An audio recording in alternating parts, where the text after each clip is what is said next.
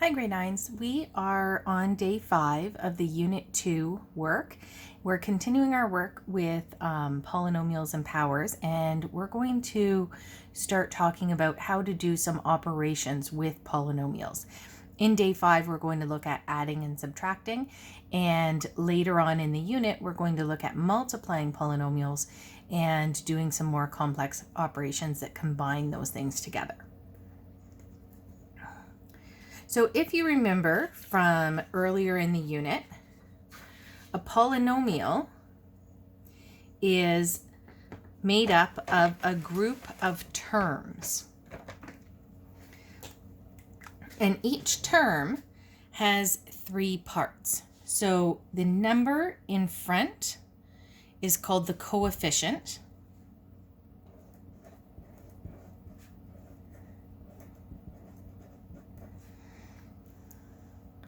The letter we know is called a variable. And often on that variable, we'll see an exponent. Now, a term in a polynomial may have more than one variable. Sometimes we'll see a polynomial or a term with perhaps an x and a y, or an a and a b and a c. There's no real limit to that.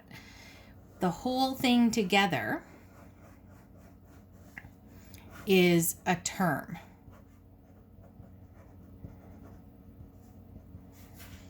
And we know that polynomials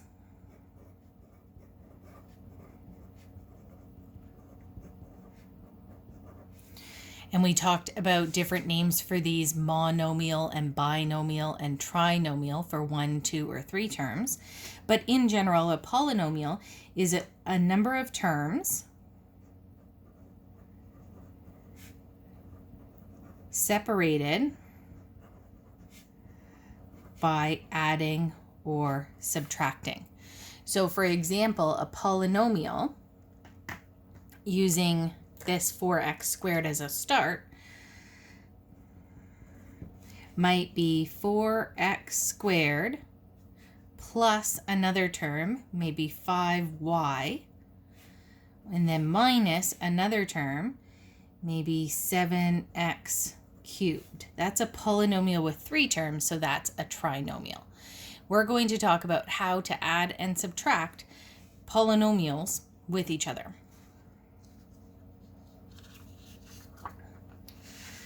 The most important concept we're going to have today is a like term. And the definition of a like term is a term or multiple terms, and they have to have the exact same variables and exponents.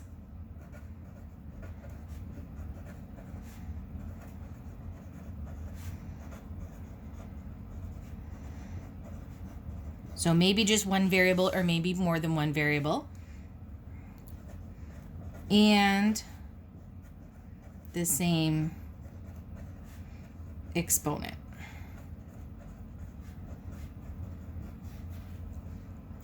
So when we're going to be looking for these like terms. We need things with the same variables and the same exponents. The coefficient, though, doesn't matter. So some examples of like terms we had on the previous page, we had 4x squared. So what would be a like term with 4x squared? It would have to have the same variable x and the same exponent 2. So maybe we would have negative 10x squared or 3x squared. These are all like terms. So those together are all 3 like terms. They have the same variable and the same exponents. What are some other examples of like terms? We know that they could have multiple variables. What if we had 7ab? A like term with that might be negative 2ab. They both have the same variables and the exponents on both variables are 1. We might have 15ab. Those are all like terms. Okay, so when we find these like terms, our rule for this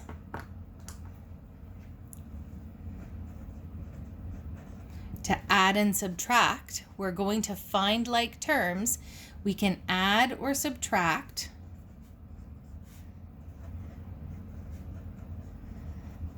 the coefficients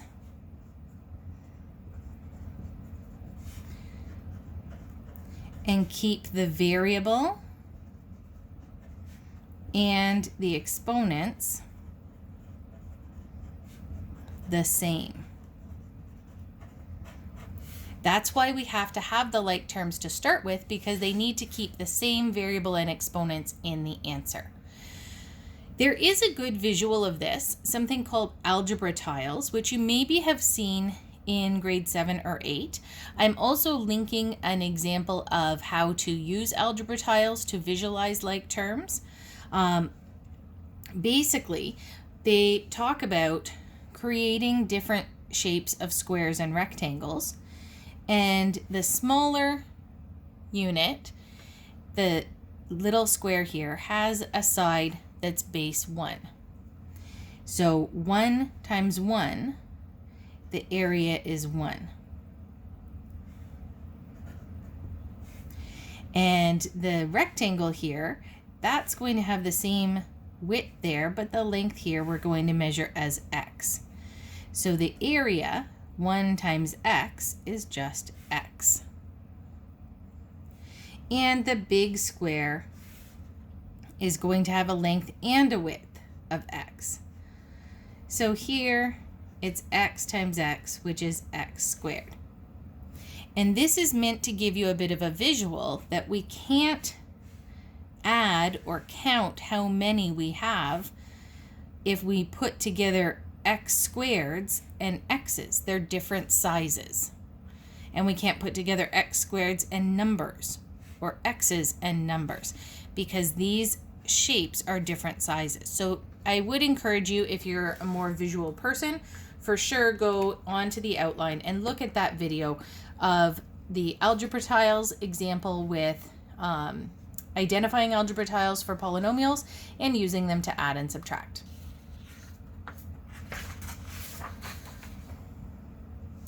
So again, my rule here is to find your like terms.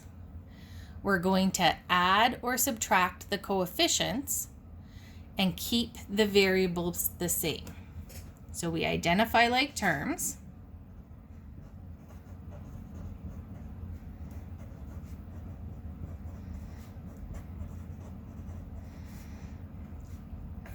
And we're going to add or subtract the coefficients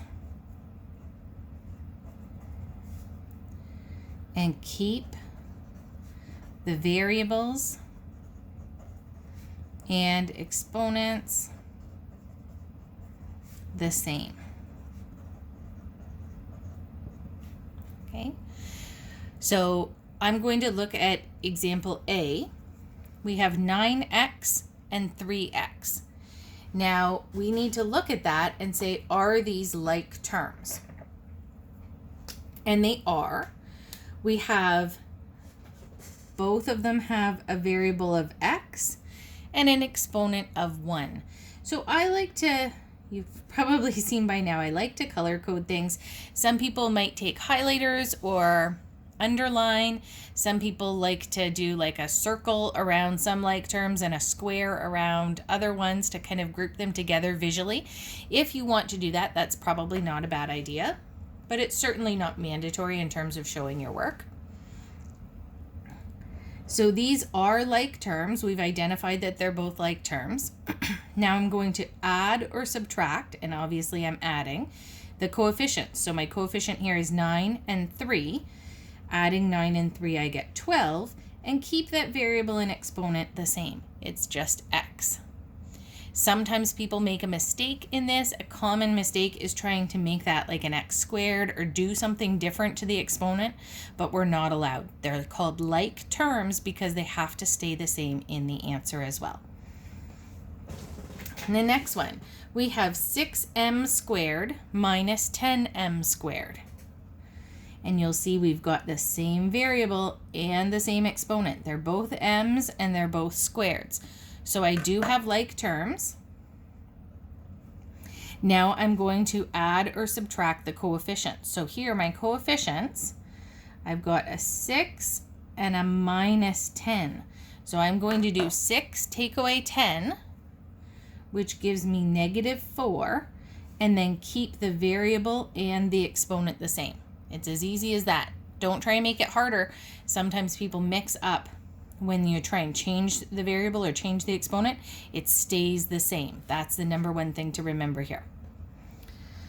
Okay, for C, I have 6y squared plus 3y minus y. Which ones are like terms? And here's where I might need multiple colors. I'm going to underline the 6y squared in pink. Now, is there a like term with y squared? Do I have any other terms in here that have the same variable and exponent? I have a 3y and a minus y. Those aren't the same like terms because they don't have that squared. So that 6y squared is all by itself, no like terms. Then I have a 3y. I'm going to underline my 3y in green. Are there other like terms? Is there something with the same variable and exponent? Sure there is. There's this one, minus y. Now, we might kind of get confused here because this has no coefficient. If you don't write the coefficient, or if there's no coefficient written, it's always a 1. Just like if there's no exponent written, it's an exponent 1. If there's no coefficient written, it's a coefficient of 1. So I'm going to collect the like terms, adding and subtracting. 6y squared, that's the only one. There's nothing to do with that. So it just stays the same, 6y squared. The y-like terms, though, I have a 3 and a minus 1. So I'm going to subtract 3 minus 1 gives me 2 and keep the variables the same.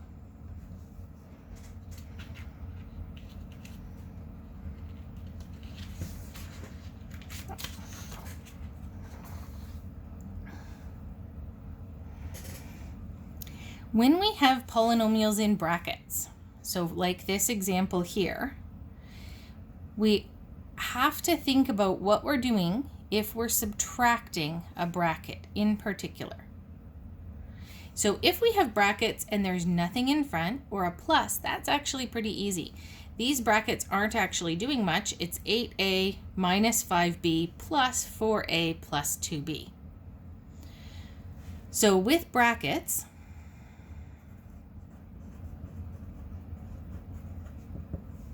if you're adding, you just remove the brackets.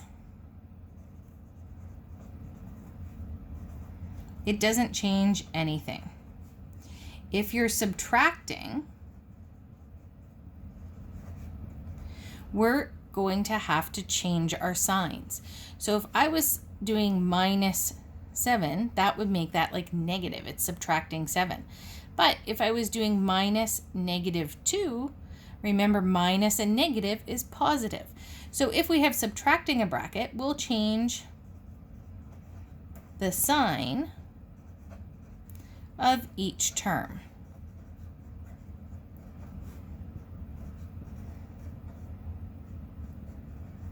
In the bracket. So the first one for D, I can simply just remove these brackets.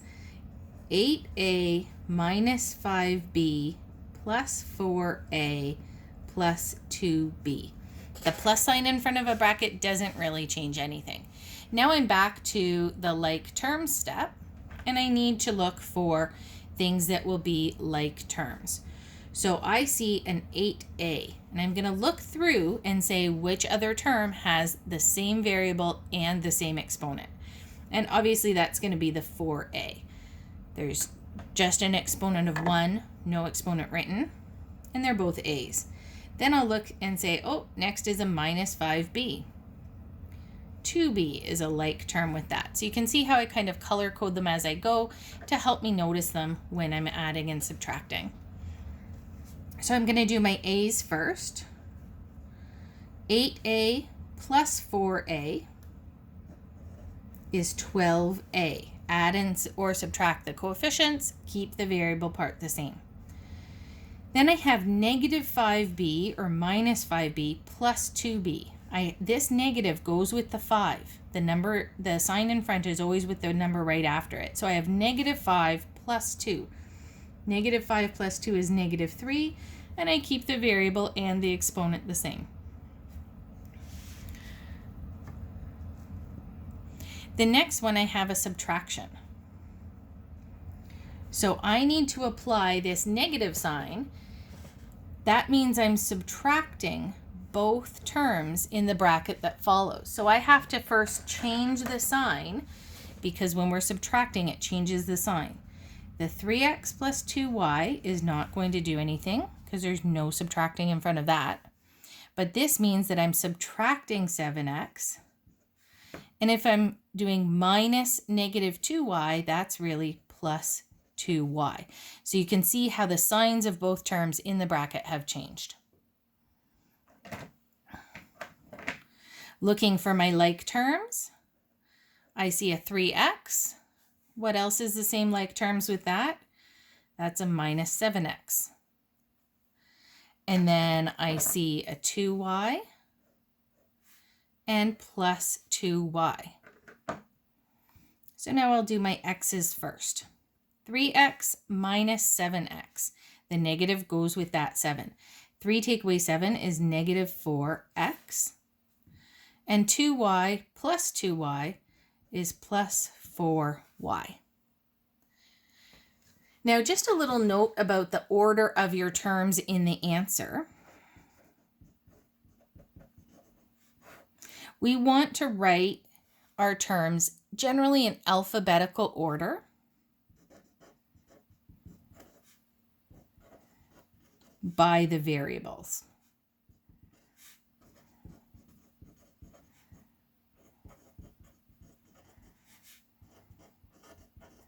So for example, we would put our x term before our y term and our a term before our b term. We also generally write the terms with the bigger exponents or higher degree. We talked about degree earlier in this unit.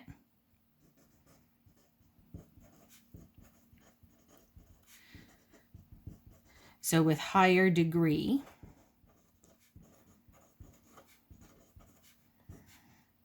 and that's the size of the exponents first.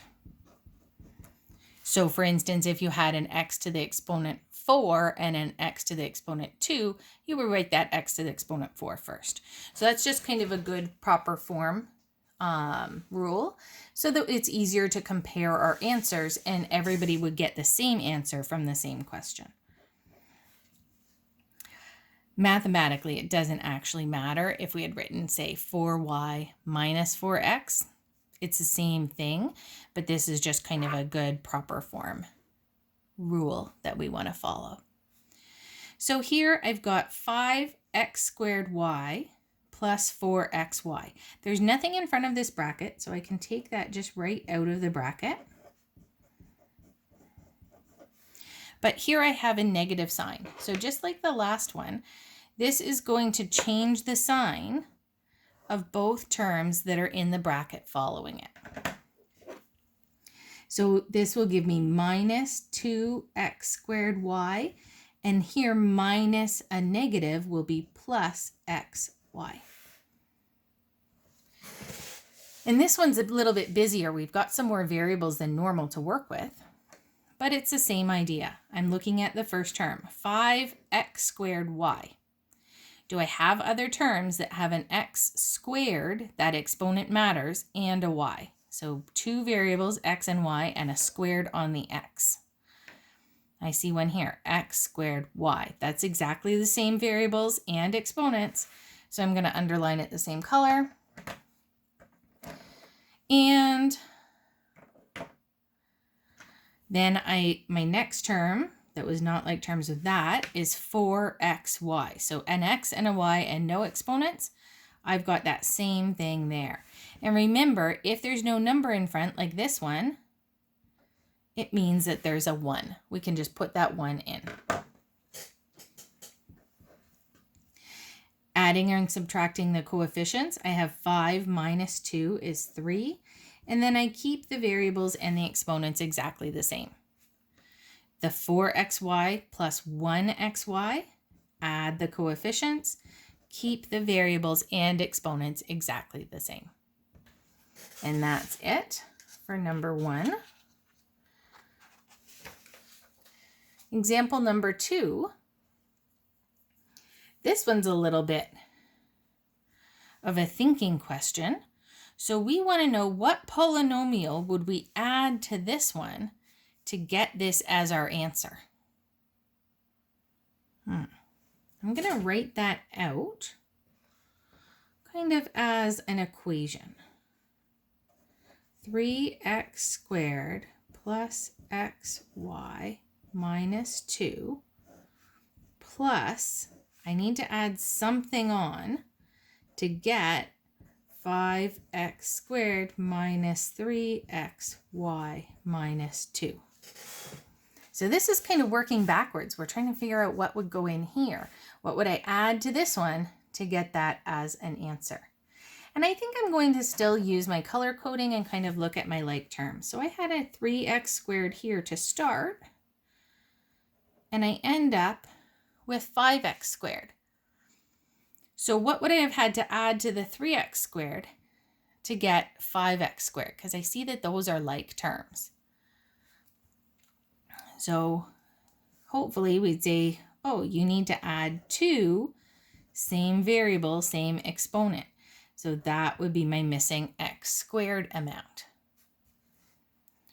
Remember that the plus xy is 1xy. So I'm going to highlight that in a different color. Here, I had 1xy and I ended up with negative 3xy. So for the pink ones, I was thinking 3 plus something equals 5. And that was pretty easy to do. That's grade 1 math. The next one, I have 1 plus something equals negative 3. So that's a little bit harder. That's integers. We would have to add negative 4 because we have to take 4 away from 1 to get to negative 3. So that would be negative 4xy.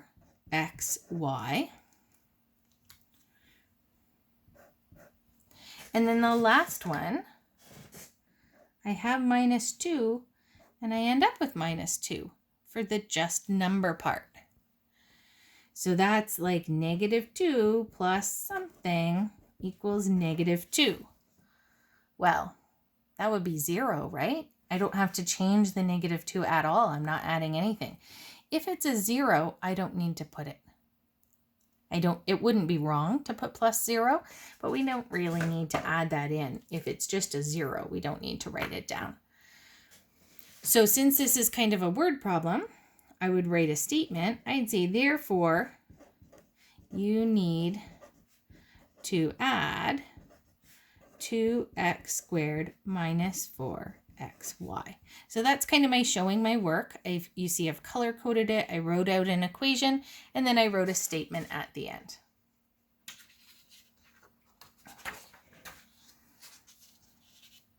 The last one is a word problem, and we're going to be asked to come up with an equation. So Joan and Chris both have jobs. That's good. They work the same number of hours per week. Their pay rates and their expenses are shown.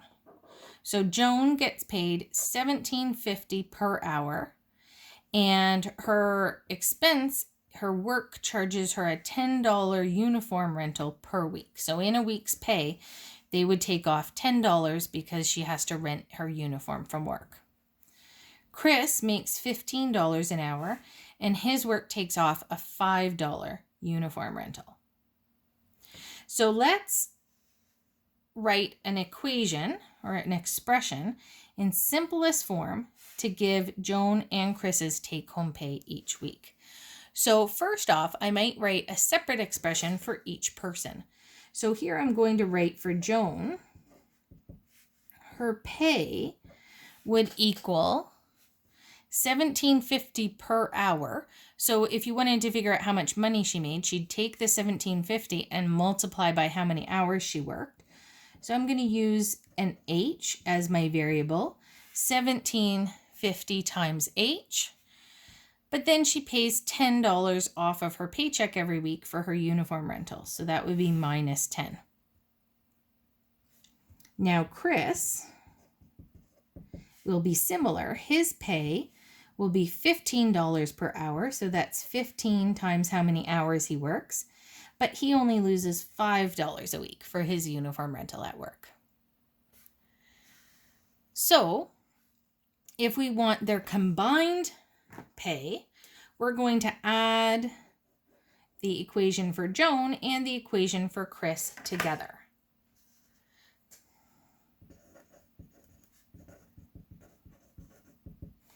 So the P equals Joan's pay, which is $17.50H minus 10, plus Chris's pay, which is $15H minus 5. And then we can simplify. This is an expression just like what we had.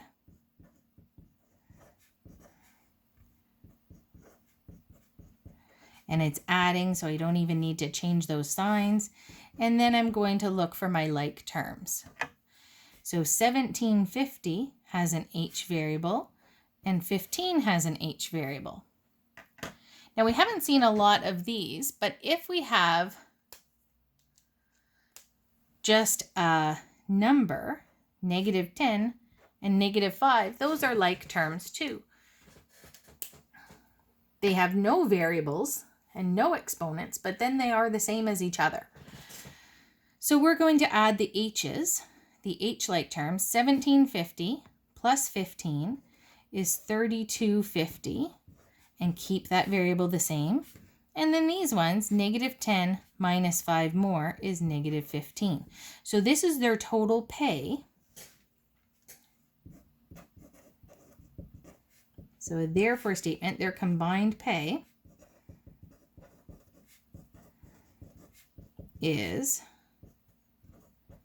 so 3250 times H minus 15, which makes sense, right? If one makes 1750 and the other makes 15, together that's how much they make per hour, and they'd pay off a total of $15 for their uniforms. The last thing is a part B of this question. This says, use this expression to figure out how much income they make if they both work 38 hours. So I had an expression for their pay, which was 3250 times H minus 15. So if they work 38 hours, that means that H equals 38. So I'm going to put in an H value of 38 and figure out what their pay will be. So times 38 and then minus 15. Remember, with BEDMAS, you want to make sure that you're multiplying first before you subtract. So they make $1,235 in that week, but then they have to pay the $15 for their uniforms. So they make $1,220. And when I answer this, I need to write a therefore statement and make sure that I show that as dollars. So their income is $1,220 for that week. So that brings us to the end of the day 5. I know this was a bit of a bigger lesson, but hopefully that will help you guys out on going through your day 5 homework.